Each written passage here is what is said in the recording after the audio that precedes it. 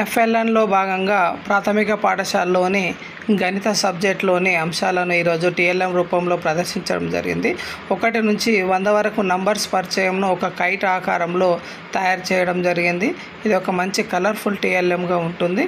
అదేవిధంగా even number, odd number ఒక train ఆకారంలో బోగిల్లాగా ఈవెన్ నంబర్, ఆడ్ నంబర్ను ప్రదర్శించడం, ప్లేస్ వాల్యూ ఒక 1s, 10s, 100s, 1000s వాటి నంబరింగ్ను మనం ఫేస్ వాల్యూ రెండు విధంగా ప్లేస్ ఫేస్ను మనం చూపించడం జరుగుతుంది.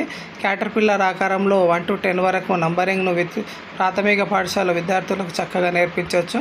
అలాగే షేప్స్ గణితంలోని ఆకారాలు మనము ఒక చక్కటి మనిషి ఆకారంలో చూయించుకుంటూ ఆకారాల పరిచయం, రోమన్ నంబర్స్ పరిచయం చేయడం, ఫ్రాక్షన్స్ 1, 1/2, 1/3, 1/4, 1/5, 1/6 వీటిని చక్కగా ఒక మంచి బర్డ్ ఆకారంలో విద్యార్థులకు ఆకర్షించే విధంగా కలర్ఫుల్గా తయారు చేయించడం జరిగింది.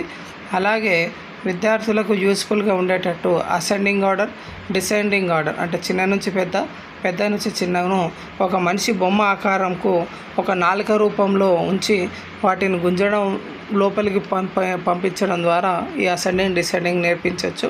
అలాగే టేబుల్స్ 1 to 10 వరకు ఒకే టీఎల్ఎం ద్వారా ఒక చక్రం ఆకారంలో వాటిని తిప్పుకుంటూ మనం 10 టేబుల్స్ వరకు దీనిలో చూపించవచ్చు.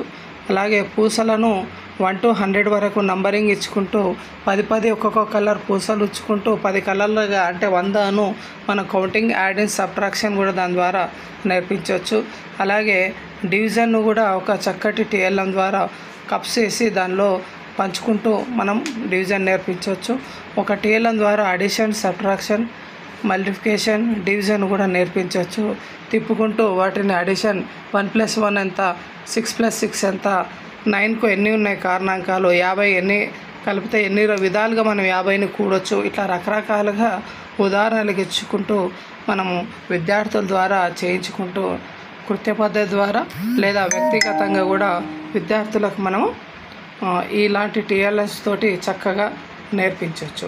కనుక ఇది ప్రాథమిక పాఠశాలలోని విద్యార్థులకు గణిత భావనలు పరిచయం చేయడము చాలా ముఖ్యమైన విషయం.